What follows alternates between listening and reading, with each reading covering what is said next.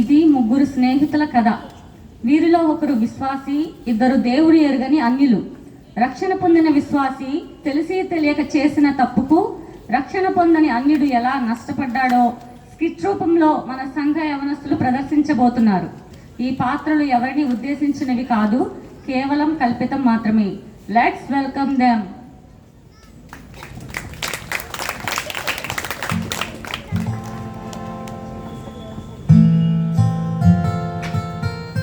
హాయ్రా మధు. బాగున్నారా? చెప్పరా. ఏం చేస్తున్నావు? అరే మార్నింగ్ నుంచి ఒకటే బోర్ కొడుతుందిరా. ఏం చేయాలో అర్థం కాక ఫోన్లో యూట్యూబ్ చూస్తా కూర్చున్నా. ఎప్పుడు ఫోనే చూస్తావా ఏంట్రా? అప్పుడప్పుడు మాతో కూడా ఉండు. నీకు తెలుసు కదరా, మనోడికి ఫోనే ప్రపంచం. మీరేంట్రా బాబు నన్ను తగులుకున్నారు? నన్ను అంటం తప్పించి ఇంకో పని ఏమి ఉండదురా. ఈరోజు సండే కదరా, రెస్టారెంట్కి వెళ్ళి బిర్యానీ తినొద్దామని. అరే సండే నాకు చర్చి ఉంటుంది కదరా, నేను చర్చికి వెళ్ళాలి. వీడేంట్రా సండే వస్తే ఎప్పుడు చూడు చర్చ్ అంటూ ఉంటాడు. ఎప్పుడైనా నిన్ను కానీ నన్ను కానీ చర్చికి ఎప్పుడైనా తీసుకెళ్ళాడారా? నేను అదే చూస్తున్నాను రా, అక్కడ ఎలా ఏం చేస్తారో చూద్దామని చర్చిలో. ఇప్పుడు కాదులే కానీ టైం వచ్చినప్పుడు తప్పకుండా తీసుకెళ్తాను రా మిమ్మల్ని.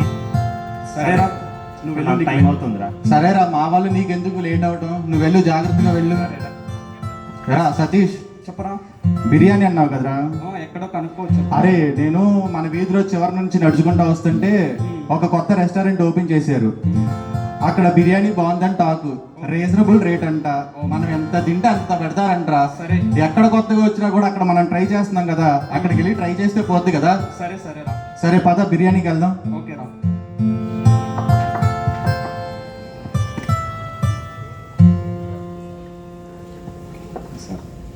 నీకు బైబుల్ చదువుకున్నా.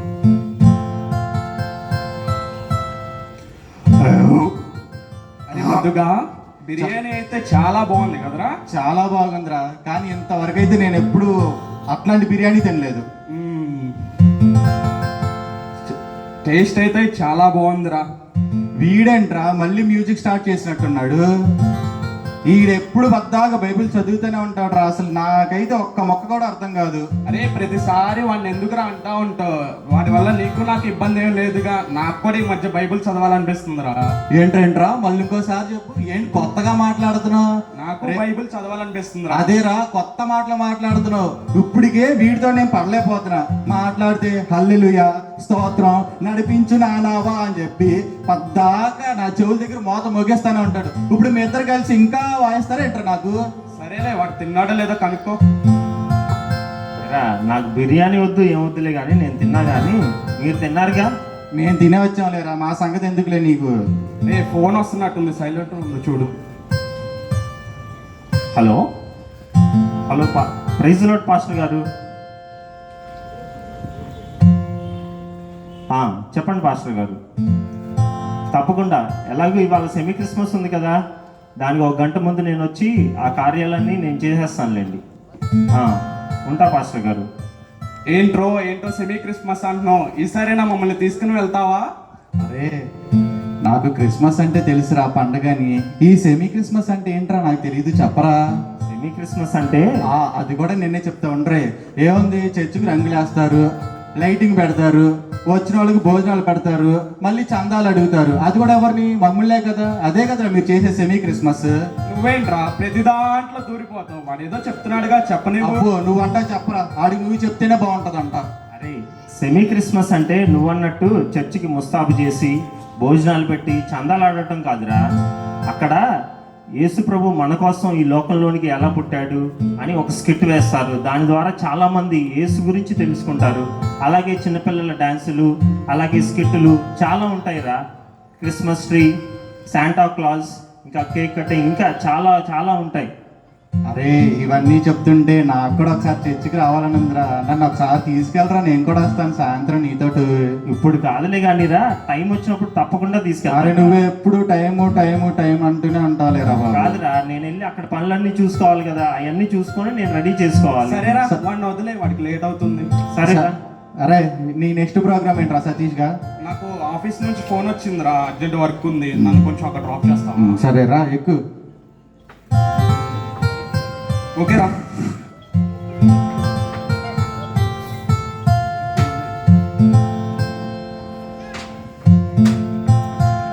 మధు. అరే ఇంటికి వెళ్ళు. సాయంత్రం త్వరగా వచ్చారు. అసలే వాడు సెమీ క్రిస్మస్ అని వెళ్ళాడు. వాడు ఎప్పుడు వస్తాడో తెలియదు. మధ్యలో నేను ఒక్కడనే ఉంటాను. సరేనా? Okay, bye. Bye, take care రా.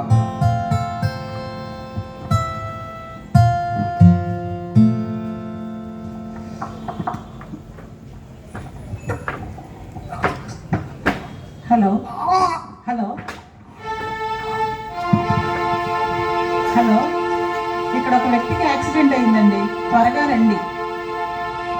ఇక్కడ ఒక వ్యక్తి పడిపోయిందండి, యాక్సిడెంట్ అయింది, త్వరగా రండి. Hello hello Satish. చెప్పు ఫిలిప్. ఎరా ఎక్కడున్నావురా? అరే నేను ఆఫీస్ దగ్గర ఉన్నారా. రే మన మధుకి ఏమైందిరా? మన మధు గడికి యాక్సిడెంట్ అయిందంటరా. యాక్సిడెంట్ అయిందా? ఎక్కడరా? ఎవరో ఫోన్ చేశారు. నేను అక్కడికే బయలుదేరుతున్నాను. నువ్వు కూడా తొందరగా వచ్చి. సరే నేను వస్తున్నాను, నాకు లొకేషన్ షేర్ చేయరా. చేస్తున్నా, వచ్చేసేరా. ఓకే, స్టార్ట్ అయ్యారా. ఇప్పుడే కాదు.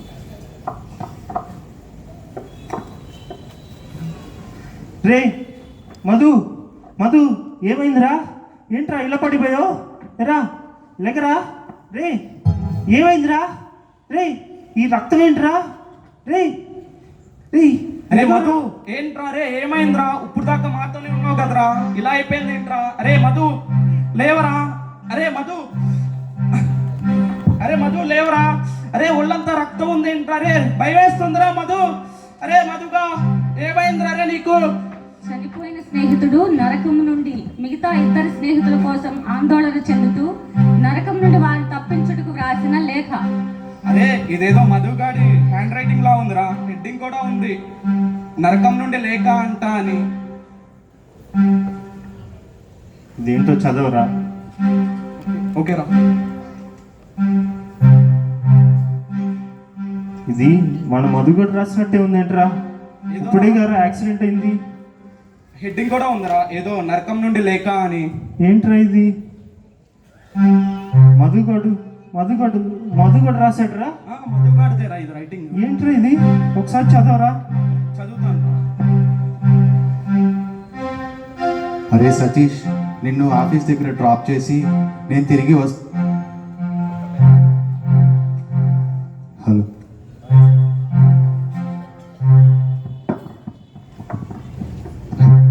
అరే సతీష్, నిన్ను ఆఫీస్ దగ్గర డ్రాప్ చేసి తిరిగి వస్తుండగా ఒక పెద్ద శబ్దం వినిపించిందిరా.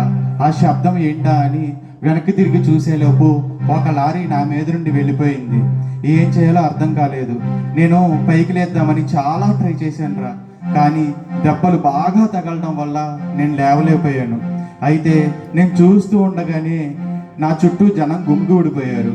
వాళ్ళలో కొందరు హాస్పిటల్కి ఫోన్ చేయండి, హాస్పిటల్కి తీసుకెళ్ళండి అని చాలామంది అంటున్నారా. వాళ్ళు అంటున్నారో లేదో ఈలోపే ఎవరో ఇద్దరు ఎగురుకుంటూ నా ముందు వచ్చి నించున్నారు. వాళ్ళు ఎవరో కూడా నాకు తెలియదురా, బహుశా దేవదూతలు అనుకుంటా.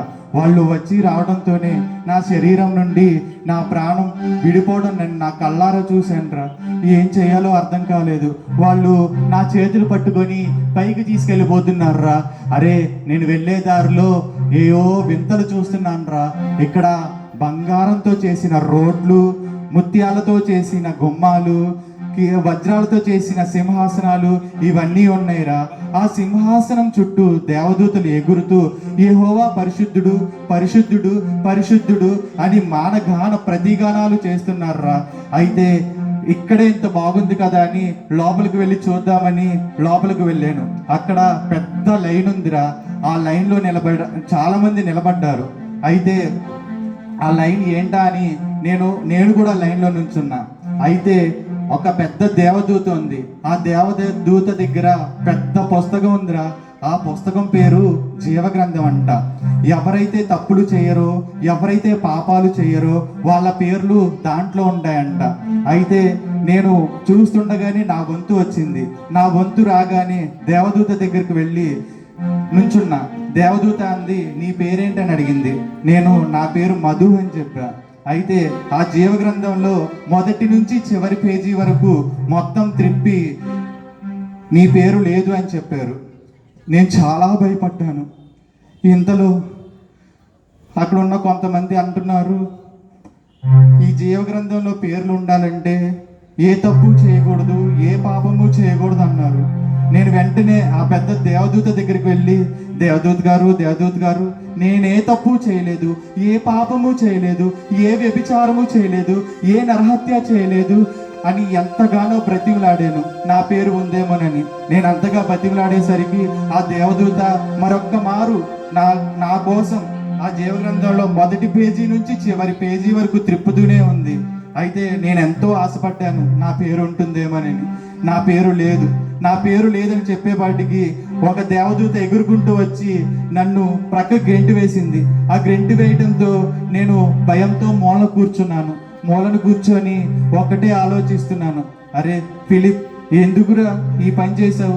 నేను ఎన్నిసార్లు అడిగానురా నిన్ను, నేను కూడా చర్చికి వస్తానురా, నీతో వస్తానురా, అరే యేసు అంటే ఏంటి అని ఎన్నోసార్లు అడిగాను. నువ్వు ఒక్కసారి కూడా నాకు చెప్పలేదు. టైం వచ్చినప్పుడు తీసుకెళ్తాను, టైం వచ్చినప్పుడు చెప్తాను అన్నావు కదరా. నేను కూడా మనం ఇంకా విడిపోము, దేవుడు అప్పుడే మనల్ని విడగొట్టడు అని అనుకున్నా. కానీ మరణం మనల్ని విడతీసింది.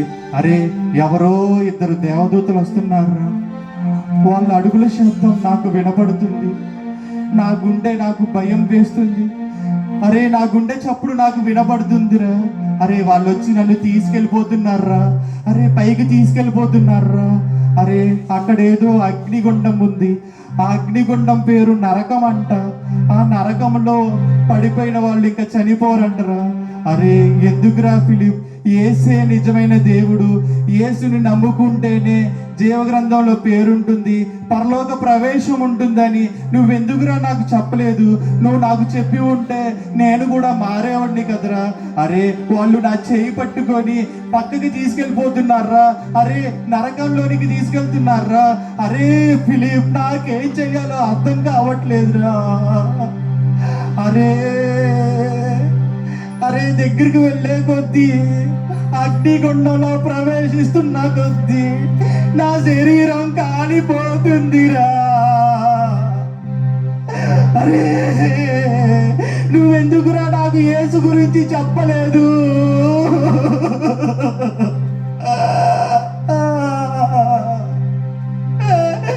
అరే నా శరీరం కాలిపోతుందిరా. అరే నేను తట్టుకోలేకపోతున్నాను. అరే అగ్నిగుండంలో పడితే శరీరం ఇలాగే ఎన్ని సంవత్సరాలైనా కాలిపోతుందంట. అరే ఫిలిప్, నాలాగే సతీష్ గారు కూడా చనిపోవడం నాకు ఇష్టం లేదురా. వాడికైనా చెప్పరా, మారు మనసు పొంది రక్షణ పొందితే పరలోక ప్రవేశం ఉంటుందని. అరే ఫిలిప్, అరే ఇంకా టైం ఉందని ఎన్నాళ్ళు జాగు చేస్తావురా? అరే నా ఆత్మ నరకానికి వెళ్ళిపోయిందిరా. అరే మన ముగ్గురు ఫ్రెండ్స్ కదరా, నా వల్ల ఒక గుణపాఠం నేర్చుకోరా. అరే నా గుండె కాలిపోతుందిరా, నా శరీరం నుండి మంటలు, అరే పొగ. అరే దీన్ని నరకం అంటారేమోరా. నరకంలో నేను పడి కాలిపోతున్నారా. ఇంత జరుగుతున్నా కూడా నేను నీ కోసమే ఆలోచిస్తున్నాను రా. సతీష్ గారిని మార్చరా. అరే ఫిలిప్, అరే నమ్మక ద్రోహి, నాకెందుకు రాడు చెప్పలేదు యేసు గురించి?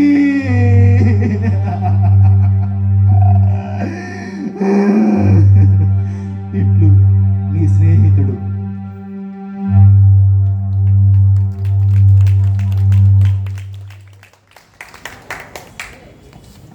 అరే మధు, ఇలా అయిందేంట్రా? ఇలా అవుతుందని నేను అసలు ఊహించలేదు. నీకు దేవుని గురించి ఎన్నోసార్లు చెప్దాం అనుకున్నారా? మంచి సమయం వచ్చినప్పుడు చెప్పొచ్చు అనుకున్నాను. నాతోనే ఉంటావు కదా, మన ముగ్గురం కలిసే ఉంటాం కదా, ఎప్పుడప్పుడు మంచి సమయం చూసి చెప్దాం అనుకున్నారా? కానీ ఇంతలోనే ఇలా జరిగిపోయిందేంట్రా?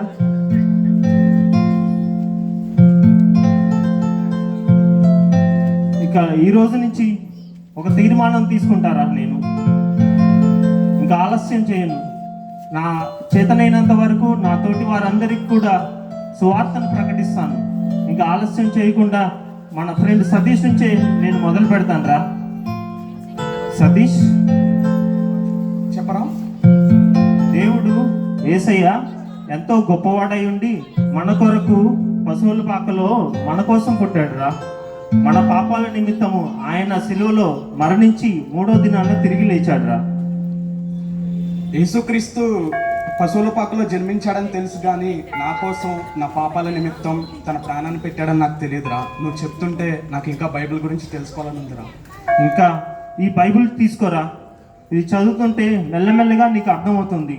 అలాగే ఆదివారం ఆరాధనకి, యూత్ మీటింగ్కి మనం వెళ్తూ ఉంటే ఇంకా దేవునిలో బలపడతాం రా. సరేరా, నీతో పాటు ఆదివారం ఆరాధనకి, యూత్ మీటింగ్కి వస్తూ బైబిల్ కూడా చదువుతాను రా.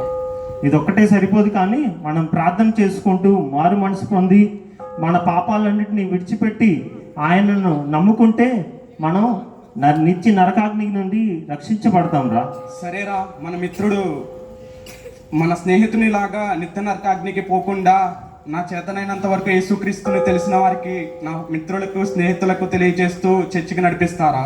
కానీ ఇవన్నీ చేయాలంటే నాకు ప్రార్థన ఎలా చేయాలో తెలియదురా. నేను నేర్పిస్తాను రా, నాతో కూడా మోకరించి సరేరా, ప్రార్థన చేయరా. ప్రార్థన.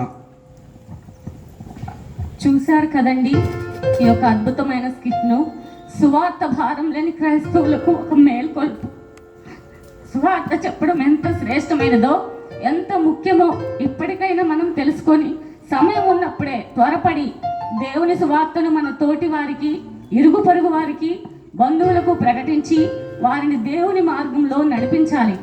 మనం మాత్రమే రక్షణ పొందితే సరిపోదండి. రక్షలేని వారి నిమిత్తము కన్నీటితో ప్రార్థన చేయాలి. మనమందరం ఇప్పటి నుండి అయినా అలా ఉందామా? Let's clap them. Thank you.